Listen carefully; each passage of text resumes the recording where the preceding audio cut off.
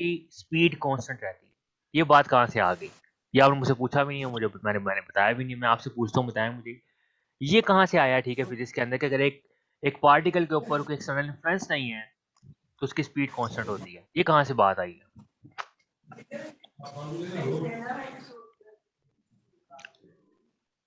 मैं question repeat करता हूँ। क्वेश्चन ये है कि ये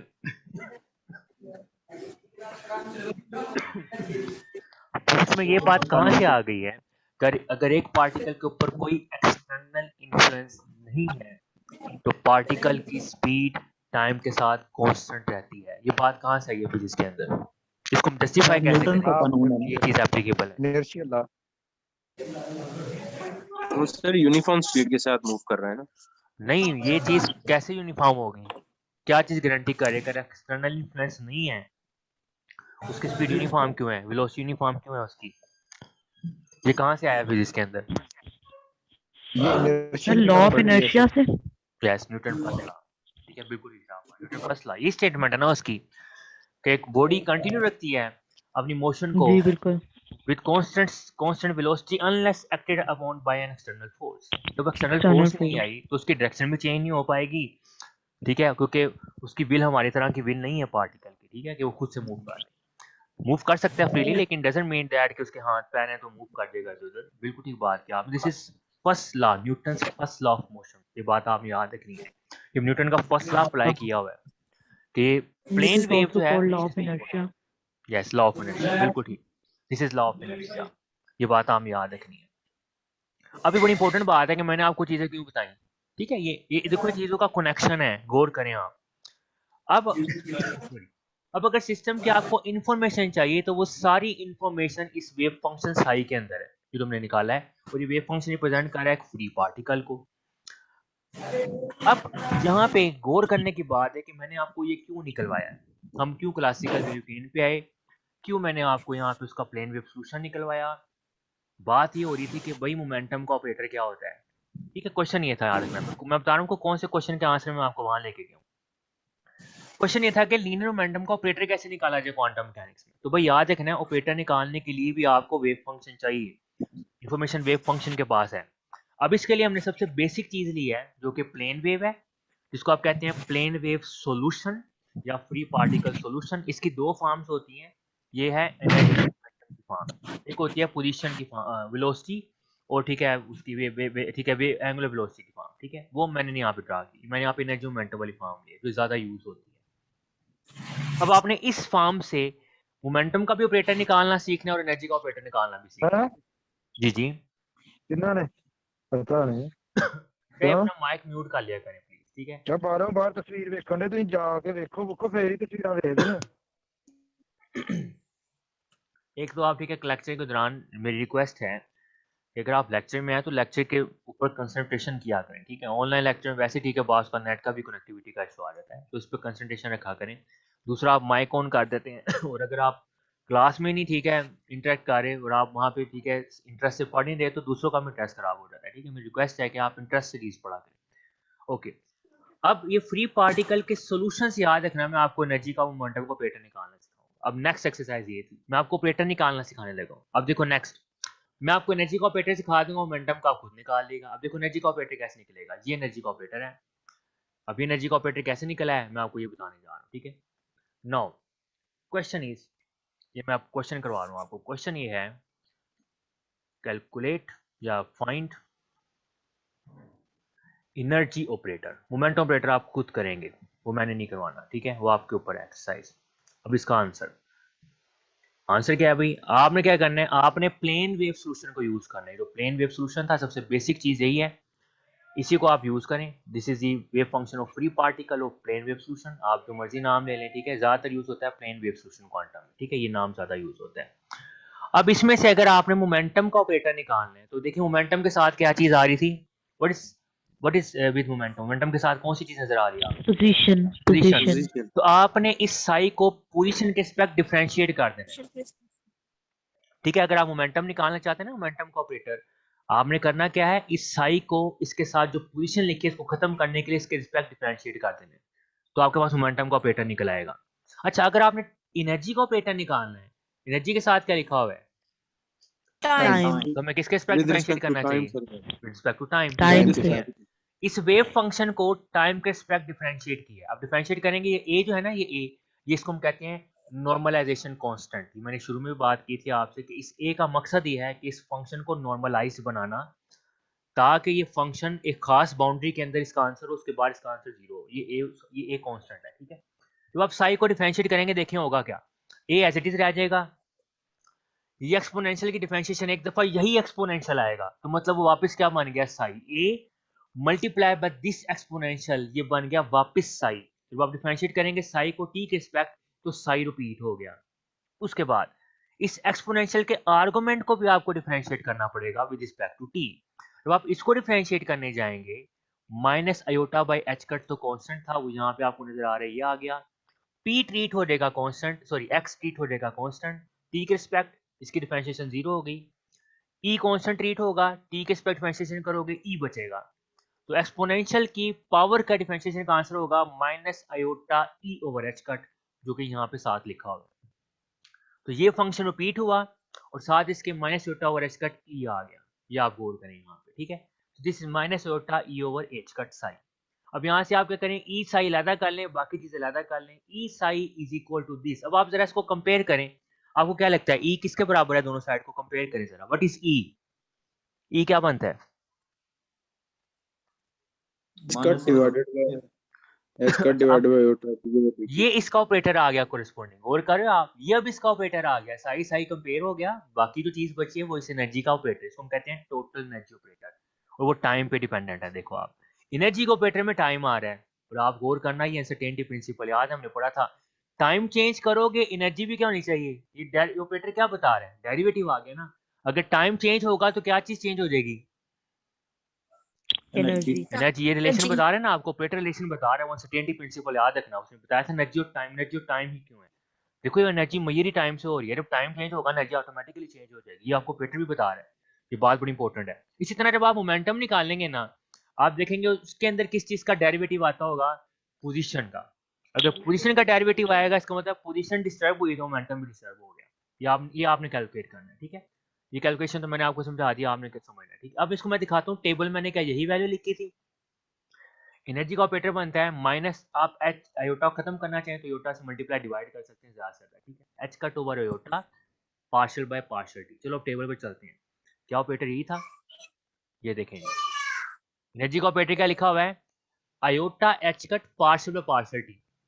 अब ये वही ऑपरेटर है, फर्क यह है, मैंने आपको बताया ना कि आयोटा डिनोमिनेटर में नहीं लिखा जाता है, इसको खत्म किया जाता है। आपने आयोटा से मल्टीप्लाई डिवाइड करना है, डिवाइड वाला आयोटा इसके माइनस हो गया, इसका आंसर देगा iota H cut partial by partial T. इस तरीके से याद रखना, हम ऑपरेटर निकाल लेते हैं। तो आपने ये एक्सरसाइज करनी है, ये मैं आपको कल दे रहा हूँ, ठीक है। एक्सरसाइज ये है आसान ही, मुश्किल तो नहीं है, कि आपने मोमेंटम का ऑपरेटर फाइंड करना है, ठीक है। ये मैंने इसी फार्मूले से, इसी तरीके से, अब आपने टाइम के रिस्पेक्ट नहीं, आपने पोजीशन के रिस्पेक्ट एक्स के रिस्पेक्ट डिफरेंशिएट करना है, और आपने मोमेंटम का ऑपरेटर फाइंड कर लेना है। तो इस तरह से याद रखना, हम ऑपरेटर निकालते हैं क्वांटम मैकेनिक्स में। आई होप कि समझ आ गया होगा, ठीक है। यहाँ तक कुछ तो नहीं किसी को ऑपरेटर निकालने वाला, मैं इसको लिखूंगा नो डू। सर। अब ये बड़ी इंपॉर्टेंट बात है, अब आप ये समझ लें, अब आपको सुबह ऑपरेटर निकालने मैंने सिखा दी है। अगर आप मुझसे पूछे सर वेव फंक्शन निकला कैसे, किसी पार्टिकल का वेव फंक्शन कैसे निकालें, मैंने सबसे सिंपल प्रॉब्लम से आपको बता दिया कि आप ये क्वेश्चन सोल्व कर लें। आप देखिए क्लासिकल वेव के सबसे सिंपल केस के लिए आपको पता लग जाएगा वेव फंक्शन कैसे निकला है। यह वेव फंक्शन निकाला जा सकता है, ठीक है। ऑपरेटर भी निकाला जा सकता है उसी वेव फंक्शन से। ये क्वांटम का तरीका मैंने आपको एक सिंपल बताया, अभी ज़्यादा बात है, मॉडिफाई होगा बाद में। अब नेक्स्ट चीज ऑपरेटर हमने पढ़ लिया। अब ऑपरेटर के बाद क्या चीज है, ये बात हम याद, वेरी इंपॉर्टेंट थिंग, कि उस देखो प्लस ऑपरेटर, क्या प्लस की कोई वैल्यू है, इस प्लस हैज एनी वैल्यू, आप गौर करें, क्या प्लस ऑपरेटर की कोई वैल्यू है, खाली प्लस लिखा हुआ है, कोई वैल्यू नहीं है, ठीक है। अगर मैं कहता हूँ मोमेंटम ऑपरेटर, तो मोमेंटम ऑपरेटर एक ऑपरेटर है, वो मोमेंटम की वैल्यू नहीं है, ये बात समझ में आती है ना। डिफरेंशियल ऑपरेटर, वो ऑपरेटर तो है लेकिन कोई वैल्यू नहीं है। अब आपको पता है एक्सपेरिमेंट्स में वैल्यूज कैलकुलेट होते हैं कि ऑपरेटर कैलकुलेट होते हैं क्या लगता है आपको, वैल्यूज। ऑपरेटर कैलकुलेशन में नहीं आते एक्सपेरिमेंट के। एक्सपेरिमेंट आप देखें ना कि आप प्रैक्टिकल कर रहे हो, कभी आपका आंसर ऑपरेटर नहीं निकलेगा, आपका आंसर एक नंबर निकलेगा, नंबर का मतलब है वैल्यू। तो याद रखना इंपॉर्टेंट क्या है, क्वांटम मैकेनिक्स में ऑपरेटर कोई चीज, ऑपरेटर तो है सिग्निफिकेंस उसके अपनी जगह पे, लेकिन ऑपरेटर किसी फिजिकल क्वांटिटी को रिप्रेजेंट नहीं करते। मोमेंटम का ऑपरेटर मोमेंटम फिजिकल क्वांटिटी नहीं है, ये बात हमें याद रखनी है। मोमेंटम का ऑपरेटर है, ऑपरेटर की वैल्यू नहीं है। जब देखो ना ऑपरेटर है, ये वैल्यू नहीं है। जबकि मोमेंटम को मेजर करने का मतलब है उसकी वैल्यू बताओ भाई, ऑपरेटर ना बताओ, इस ऑपरेटर के साथ उसकी वैल्यू बताओ क्या मोमेंटम। अभी नेक्स्ट क्वेश्चन है कि क्वांटम में आप मोमेंटम ऑपरेटर से उस मोमेंटम की वैल्यू कैसे कैलकुलेट करते हैं, ये आपने सीखना है। मोमेंटम यहाँ तो आपको पता लग गया कैसे करते हैं, कैसे करोगे क्लासिकल मोमेंटम की वैल्यू कैसे कैलकुलेट करोगे, क्या फार्मूला है, is equals to mv. Equal to m v. अब एम कुछ भी हो सकता है, वी कुछ भी हो सकता है, पुट करेंगे आपके पास कंटिन्यूस वैल्यू आ गई, बात खत्म होगी। लेकिन यहाँ पे आयोटा एच कट, ये जो लिखा है H cut over iota partial partial x, इसकी वैल्यू कैसे बनानी है, क्योंकि ऑपरेटर तो एक्सपेरिमेंट में मेजर ही नहीं होता। तो फिर हम क्या करें भाई, उसके लिए मैंने आपको नेक्स्ट एक्सरसाइज बताई है, और ये बड़ी इंपॉर्टेंट बात याद रखनी है, इसको हम कहते हैं आइगन वैल्यू इक्वेशन। ये जो मैंने लिखी है ऑपरेटर एंड आइगन वैल्यू। अब ये वो मेथड है जो कि आपको बताता है कि कैसे आपने उस ऑपरेटर से उसकी वैल्यू निकालनी है। अब देखो फार्मूला ये है, इसको हम कहते हैं आइगन वैल्यू के। अगर आपके पास जी कोई ऑपरेटर है, उसको आप किसी स्टेट पे, साई स्टेट को रिप्रेजेंट कर रहा है, साई वेव फंक्शन को रिप्रेजेंट कर रहा है, उस पर ऑपरेट करते हैं और ये वेव फंक्शन रिपीट हो जाता है। अब आइगन वैल्यू देखो कैसे निकलेगी, सेम वेव फंक्शन रिपीट होना चाहिए, लेकिन उसके साथ कोई नंबर, कोई वैल्यू मल्टीप्लाई हो। फिर आप क्या बोलेंगे कि ये जी ऑपरेटर ने साई पे ऑपरेट किया ये तो जी है ऑपरेटर के बगैर, इसके ऊपर देखो कैप नहीं है, ये उसकी आइगन वैल्यू है।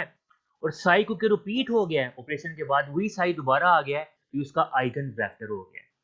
ठीक है, तो ये जो 5.34 यहाँ पे कहीं नजर आ रही ना, this is the definition of both. ये ऑपरेटर की डेफिनेशन नहीं है, अब ये डेफिनेशन है eigen value and eigen vector की। 5.34 ये बात आपने याद रखनी, डेफिनेशन है eigen value and eigen vector. मैं फिर बताता हूँ आइगन वैल्यू आइगन वेक्टर क्या है। कि आप एक ऑपरेटर को किसी वेव फंक्शन पे ऑपरेट करें, और ऑपरेट करने के बाद वही वेव फंक्शन जिस पे आपने ऑपरेटर को ऑपरेट किया था वापस रिपीट हो जाए, और उसके साथ कुछ कांस्टेंट्स मल्टीप्लाई हो जाए। तो कांस्टेंट जो मल्टीप्लाई होंगे उसको आप बोलेंगे आइगन वैल्यू, उस वेव फंक्शन को फिर आप बोलेंगे आइगन वेक्टर। हर वेव फंक्शन आइगन वेक्टर नहीं होता, आपने याद रखना है। अब इसको समझाने के लिए यहाँ पे ये मैंने एक्सरसाइज लिया, और ये मैंने लिया है बाइजर की बुक से, आर्थर बाइजर है कॉन्सेप्ट ऑफ मॉडर्न फिजिक्स। अब देखो इसमें कहता है क्या है कि आपके पास एक ऑपरेटर है, ऑपरेटर यहाँ पे क्या शो किया, what is the operator in this problem. Operator क्या है, d square over d x d square over d x, उसके this is g in this case, ये जो जी ऑपरेटर है। और साई आपको गिवन है एक्सपोनेंशियल ऑफ 2x। क्वेश्चन ये किया गया है कि इस ऑपरेटर की, जो D square over d x square operator है, इसकी आइगन वैल्यू कैलकुलेट करो।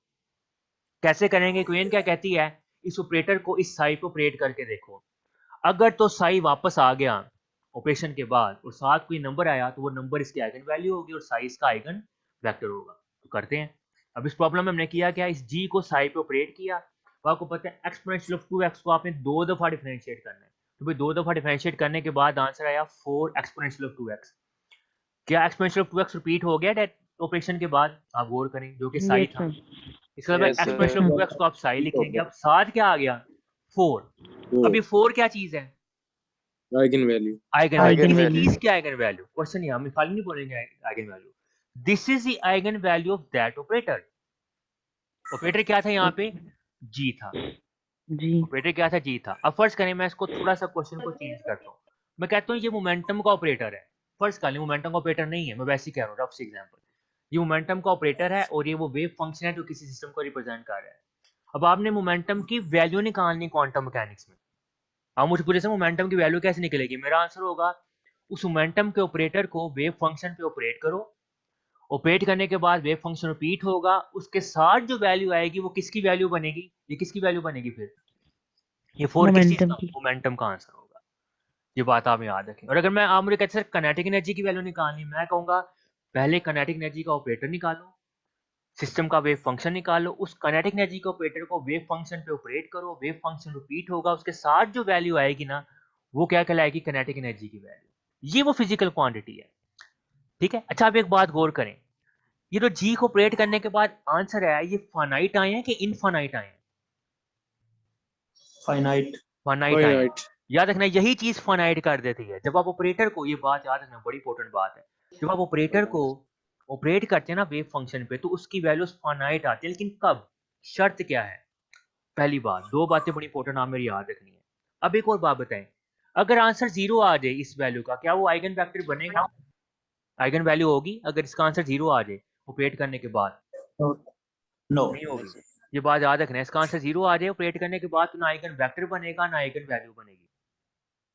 दो बातें मैंने आपसे यहाँ पे करनी है। पहली बात कि क्या शर्त है, दो बातें मैंने करनी है, क्या शर्त है कि ये वैल्यूज डिस्क्रीट आए? दूसरी बात, क्या शर्त है कि ये वैल्यूज रियल आए? ये बड़ी इंपॉर्टेंट बात है। आपको पता है प्रैक्टिकल या एक्सपेरिमेंट का रिजल्ट हमेशा क्या होता है? वो रियल नंबर होता है। ऐसी है ना, वो रियल नंबर होता है। अगर आप मोमेंटम की वैल्यू रियल नहीं बताएंगे निकाल के, तो एक्सपेरिमेंट से वो कभी मैच नहीं हो पाएगी। अब ये जो दो बातें मैंने की हैं कि वो डिस्क्रीट हो, और दूसरी बड़ी इंपॉर्टेंट बात है कि उसका आंसर रियल आए, इस चीज का ताल्लुक यहाँ पे था। जो मैंने बोला था ना, एक ऑपरेटर का नाम मैंने लिया था, क्वांटम मैकेनिक्स का हर ऑपरेटर क्या होता है, यहाँ वर्ड मैंने का यूज किया था, एवरी ऑपरेटर इन क्वांटम मैकेनिक्स हर्मिशन। अगर ये ऑपरेटर इस कंडीशन को सेटिस्फाई कर गया ना, याद रखना हर्मिशन को, तो क्वांटम मैकेनिक्स का एक पोस्टुलेट भी है और थ्योरम भी है। थ्योरम यह है मैथमेटिक्स का कि जब कोई ऑपरेटर हर्मिशन होता है और आप उसकी आइगन वैल्यू निकालते हैं, तो वो हमेशा रियल नंबर आती है, वो जीरो नहीं आती, वो जीरो से ग्रेटर आती है। ये बात आप याद रखनी है, हमेशा वो जीरो से ग्रेटर आएगी, ना जीरो आएगी ना कॉम्प्लेक्स आएगी, अगर वो ऑपरेटर हर्मिशन निकला तो। और अगर वो ऑपरेटर पॉइंट हर्मिशन रिपीट ना करते हुआ, हैं। ठीक है, अगर वो हमेशा ना हुआ, तो याद रखिएगा कि उसकी वैल्यू जीरो भी आ सकती है और उसकी वैल्यू कॉम्प्लेक्स भी आ सकती है। अब आप खुद ही सर बताएं। कब खुद ही रियल बताता हूं, आएगी इसकी वैल्यू? मैं बताता हूँ आपको, लिख के बता दूं, ये बात आप याद, परमिशन होना चाहिए। ये बड़ी इंपॉर्टेंट बात है। If an operator is Hermitian, ये थ्योरम है, ये क्वांटम मैकेनिक्स का थ्योरम है। If an operator is Hermitian, ये बात आपने याद रखनी, बड़ी इंपॉर्टेंट बात है।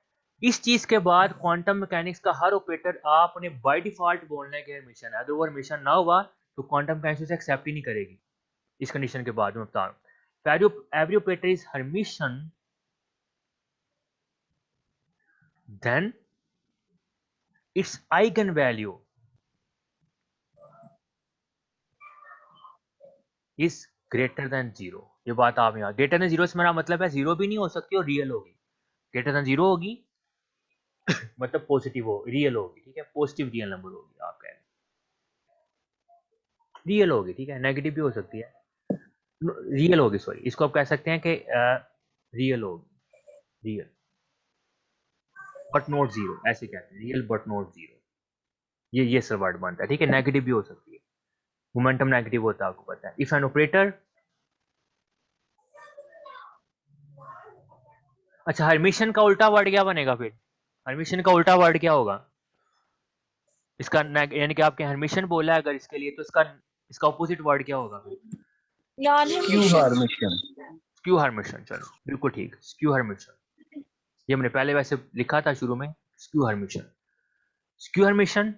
देन अब क्या होगा? देन आइगन वैल्यू जो निकलेगी ना, आइगन वैल्यू तब भी आएगी, वो या तो आपके पास आएगी 0, अगर ये ना हुआ हर्मिशन, तो दो केसेस है, कॉम्प्लेक्स हो जाएगी या फिर क्या हो जाएगी, 0 हो जाएगी। ये दो ही केसेस है। अब आप खुद ही बताएं, अगर आपने अपने मोमेंटम की वैल्यू निकालनी है, जो कि फिजिकल, क्या मुझे बताएं, क्या नीचे वाली चीज फिजिकल क्वांटिटी हो सकती है, ये वाली जिसमें कॉम्प्लेक्स आ जाए आंसर, या कॉम्प्लेक्स वाला आंसर फिजिकल क्वांटिटी होना चाहिए? नहीं। नहीं। अच्छा, और अगर एक पार्टिकल मूव कर रहा है, तो क्या उसका मोमेंटम 0 होना चाहिए? नो सर, डायनामिकल मोमेंटम नहीं होगा। वेरिएबल 0 हो सकते हैं अगर एक पार्टिकल मूव कर रहा है, मोशन में है, तो क्या डायनामिकल वेरिएबल को 0 होना चाहिए? सर अगर मूव कर रहा है तो मोमेंटम है ना उसका, जीरो मोमेंटम तो है, नहीं यही होना बात चाहिए। करो। इसका फिर मतलब 0 जीरो का नहीं मतलब वो होगा। रेस्ट में चला गया, कॉम्प्लेक्स का मतलब वैसे ही वेलोसिटी जीरो हो चलता जाएगी रहा। फिर। हाँ, ये इसका मतलब सिक्यू हर्मिशन इधर अलाउड नहीं होना चाहिए, अलाउड सिर्फ कौन सा होना चाहिए? हर्मिशन। हर्मिशन। ये बात अब आपने याद रखनी है कि क्वांटम मैकेनिक्स के अंदर क्या गारंटी है कि आप जो, अब ऑपरेटर के ऊपर चेक किया है, आप ऑपरेटर निकाल सकते हैं, आप ऑपरेटर लिख सकते हैं क्वांटम मैकेनिक्स का, लेकिन आपको कंडीशंस याद रखनी है। हर ऑपरेटर क्वांटम मैकेनिक्स में एक्सेप्टेबल नहीं है, सिर्फ वो ऑपरेटर जो हर्मिशन होगा वो एक्सेप्टेबल है। क्यों है? क्योंकि भाई अगर एक ऑपरेटर से उसकी वैल्यू मेजर ही ना हो सके, तो उस ऑपरेटर का हमें क्या फायदा फिजिक्स के अंदर? ठीक है, तो तभी मैयर हो सकता है जब वो हर्मिशन हो। कैसे मैयर हो सकता है कि आप उस ऑपरेटर की आइगन वैल्यू निकालो। ऑपरेटर मैयर नहीं होता, उसकी आइगन वैल्यू मैयर होती है। ये शर्त है, याद रखना है। ऑपरेटर की आइगन वैल्यू मैयर होती है।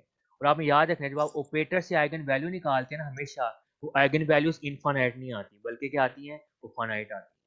तो इसका मतलब है कि यहाँ पे जब आप ऑपरेटर से मोमेंटम निकालेंगे, मोमेंटम को ऑपरेटर लिखेंगे, उधर से मोमेंटम की वैल्यू निकालेंगे आइगन वैल्यू से। अब खुद ही सोचें, वो कंटिन्यूस वैल्यूज आएंगी कि डिस्क्रीट आएंगी? कंटिन्यूस आएंगे कि डिस्क्रीट आएंगे? सही, आपने कभी देखा है इसमें आइगन वैल्यू कैसे इनफाइनाइट आइगन वैल्यूज आ रहे हैं? कभी आपने ठीक है किया हो, ठीक है, ये जबरा में पढ़ा हो, इनफाइनाइट वैल्यूज आ गई डिक्रीट आएंगे।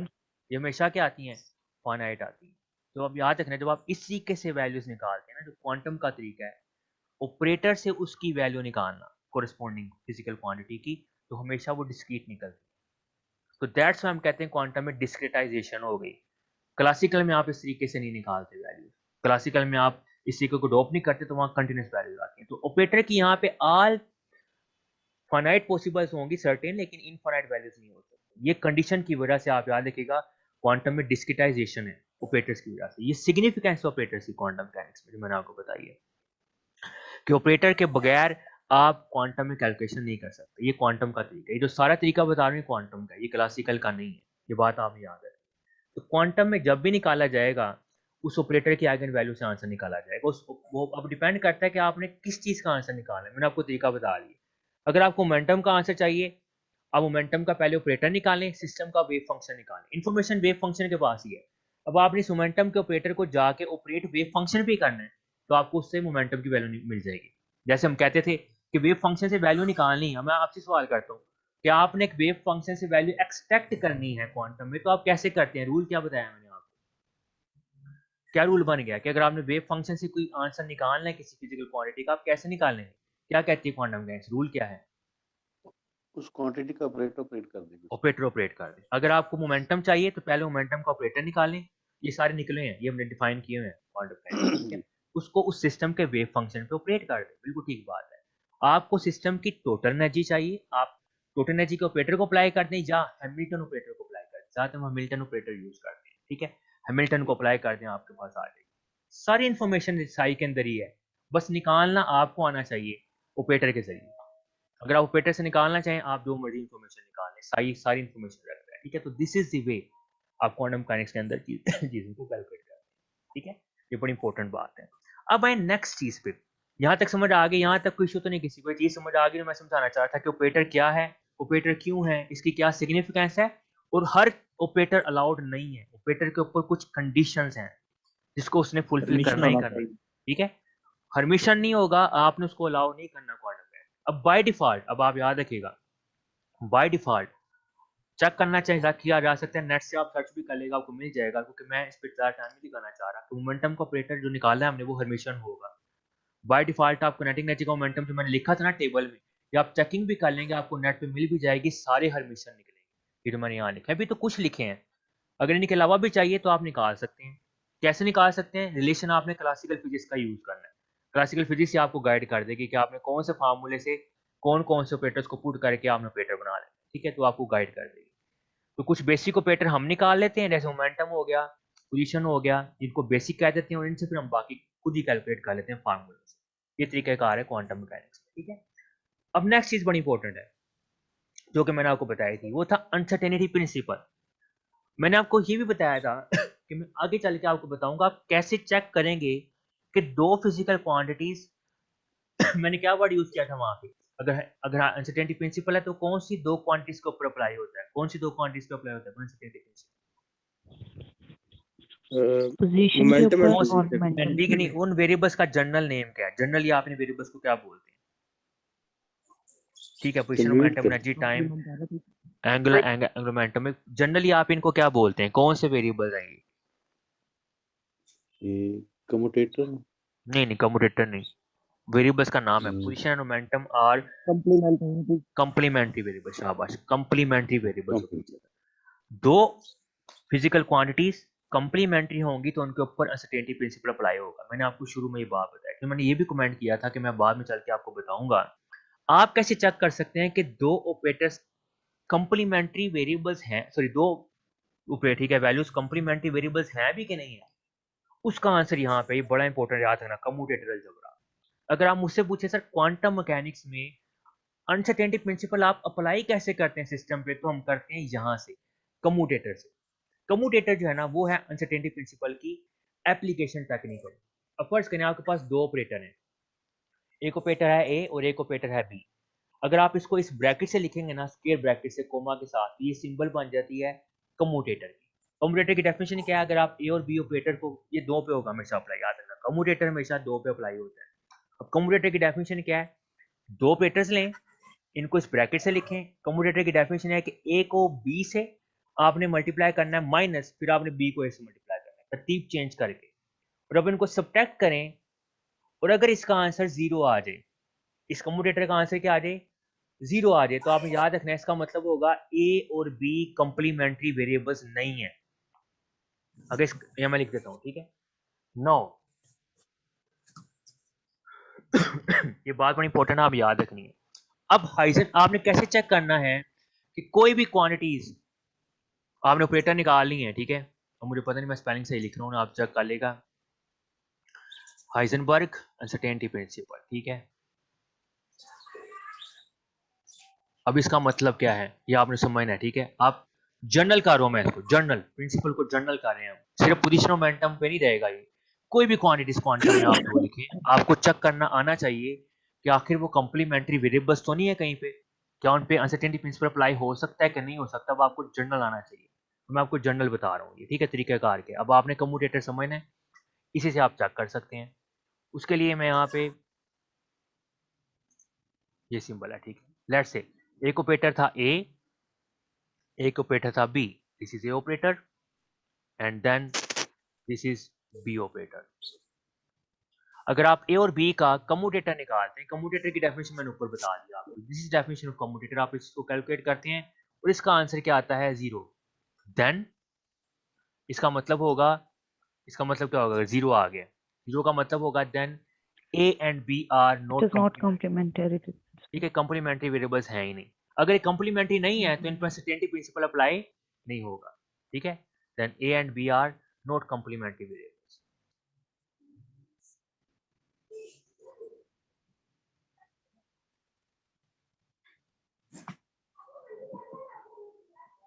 अगर एक कंप्लीमेंट्री नहीं है, ये भी आप बात याद रखिएगा, तो फिर ये एक ही वेव फंक्शन से भी नहीं निकल सकते। आप गौर करें, मैंने पोजीशन, मोमेंटम और एनर्जी वाले, ठीक है, यहाँ पे दिखाया, देखो पोजीशन है और मोमेंटम है।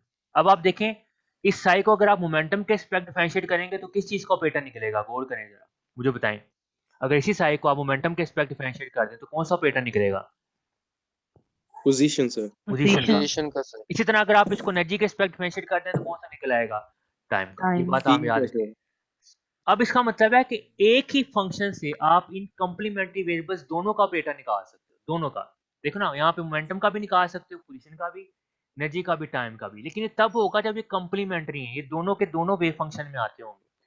अगर ये कंप्लीमेंट्री नहीं है तो आप याद रखना इनका वेव फंक्शन भी कॉमन नहीं होगा, फिर ए किसी और वेव फंक्शन से निकल जाएगा और बी किसी और वेव फंक्शन से। इन दोनों का सेम वेव फंक्शन होना जरूरी नहीं है अगर ये कंप्लीमेंट्री नहीं है और इन पर अनसर्टेनिटी प्रिंसिपल अप्लाई नहीं होगा। और अगर इसका आंसर नॉन जीरो आया, जो कि ज्यादा इंपॉर्टेंट है, चेक हमने यही करना होता है, जीरो आता है हमें तो फर्क नहीं पड़ता जीरो आए, असल चीज है नॉन जीरो जिस पर अनसर्टेनिटी प्रिंसिपल अप्लाई होता है। अगर तो इसका आंसर आया नॉन जीरो, इसका मतलब है कि ए और बी कौन से वेरिएबल्स हो गए हैं, कंप्लीमेंट्री। अब आपको उस सिस्टम पे अप्लाई करना पड़ेगा अनसर्टेनिटी प्रिंसिपल, और वो दोनों एक ही वेव फंक्शन से निकल सकते होंगे, ठीक है, जैसे कि मैं यहाँ पे बताया एनर्जी, मोमेंटम, पोजीशन का, ठीक है। Then these are complementary variables, ये बात आप याद रखनी है। अब आप खुद ही बताएं, अगर मैंने चेक करना है पोजीशन और मोमेंटम कंप्लीमेंट्री वेरिएबल्स हैं कि नहीं, तो क्वांटम केस में कैसे चेक होगा, हाउ टू चेक पोजीशन और मोमेंटम आर कंप्लीमेंट्री और not.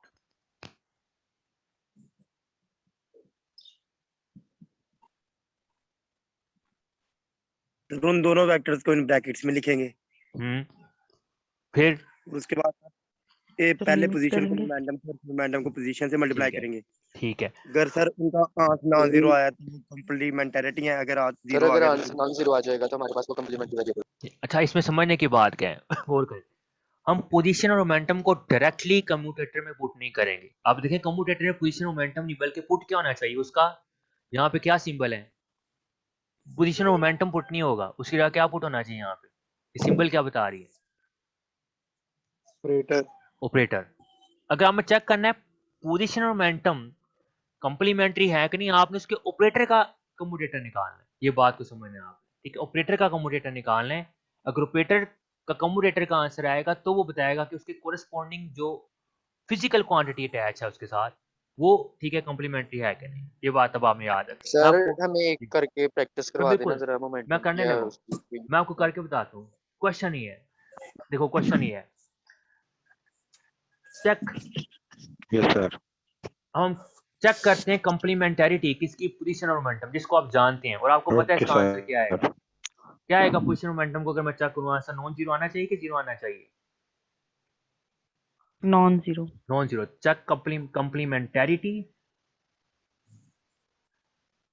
Of position and momentum, ये हम वन डायमेंशन में लेते हैं, वैसे हम थ्री में भी कर सकते हैं लेकिन हम वन से शुरू करते हैं, वन वाला हम वन में करके आंसर को जनरलाइज कर देते हैं थ्री में, पोजीशन एंड मोमेंटम। चलो इसको करके देखते हैं।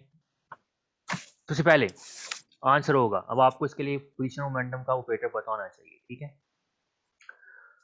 लेट्स सी हम यहाँ पे क्या लिखेंगे, सबसे पहले मैं यहाँ पे लिखूंगा ये मीटिंग खत्म हो रही है, मुझे ज्वाइन करना, हम ये क्वेश्चन कम से कम कंप्लीट करेंगे, ठीक है। उसके बाद बेशक मैं लेक्चर खत्म कर दूंगा, ठीक। या हमने क्वेश्चन कंप्लीट करना है, यहाँ तक हम कंप्लीट कर देंगे। अब आप देखें एक ऑपरेटर हो गया पोजीशन, और आपने ध्यान रखना है कि जो ऑपरेटर पहले है और जो ऑपरेटर बाद में है, अगर आप तरतीब चेंज करोगे तो डेफिनेशन के मुताबिक साइन चेंज हो जाते हैं। अगर बी पहले आएगा ए बाद में आएगा तो कुछ और आंसर बनेगा ना। देखिए खुद ही सोचें आप, बी ए पहले हो जाएगा ए भी बाद में, माइनस साइन का फर्क आ जाएगा, ये बात हमें याद रखनी है, ठीक है। तो ये कौन सा ऑपरेटर पहले रखना है कौन सा बाद में, ध्यान रखना, ठीक है। एक्स आ गया सॉरी, और एक ऑपरेटर आ गया P, this is equal to, definition क्या कहती है, ये किसके इक्वल होना चाहिए, पहले आ जाएगा एक्स ऑपरेटर, फिर आ जाएगा sorry P minus P x, ठीक है, x operator P operator minus उसके बाद आ जाएगा पी ऑपरेटर एक्स ऑपरेटर, ठीक है, जो हमने बात की। अभी पी ऑपरेटर को पुट करना है हमने, पी ऑपरेटर पुट नहीं किया, उसके बगैर भी किया जा सकता है वैसे तो, कोई फर्क नहीं पड़ता, चलो देखते हैं। उसके बगैर भी मैं करवा सकता हूँ, ऑपरेटर को पुट करके भी कर सकते हैं, ऑपरेटर पुट किए बगैर भी कर सकते हैं। अच्छा अब आपने एक बात मुझे बतानी, क्या ऑपरेटर किसी चीज पे ऑपरेट किए बगैर कोई सिग्निफिकेंस रखता है? नो नहीं। इसके बाद कैलकुलेशन भी उसके बगैर नहीं होनी चाहिए, तो हमें इसको No, sir. यहाँ पे खुद से साई इंट्रोड्यूस करवा के ऑपरेट करवाना पड़ेगा, उसके बगैर कैलकुलेशन गलत होगी। क्वांटम तरीका है ना, ऑपरेटर को ऑपरेट किए बगैर कैलकुलेट नहीं करते, ठीक है। तो हम यहाँ पे क्या करेंगे, ऑपरेटिंग ऑन साई। अब साई को यहाँ पे ऑपरेट करने के दो तरीके हैं, राइट से भी हो सकता है लेफ्ट से भी हो सकता है ना, दोनों तरफ ऑपरेटर है। हम राइट से कर लेते हैं, ठीक है, हम राइट से ऑपरेट करते हैं, आपको लिखना पड़ेगा तो ऑपरेट कर रहे हैं साई को, लेकिन राइट से या लेफ्ट से। तो operating on Sai from right, मैं ये कर लेता हूँ, हम इसको राइट से ऑपरेट कर लेते हैं, operating on Sai from right.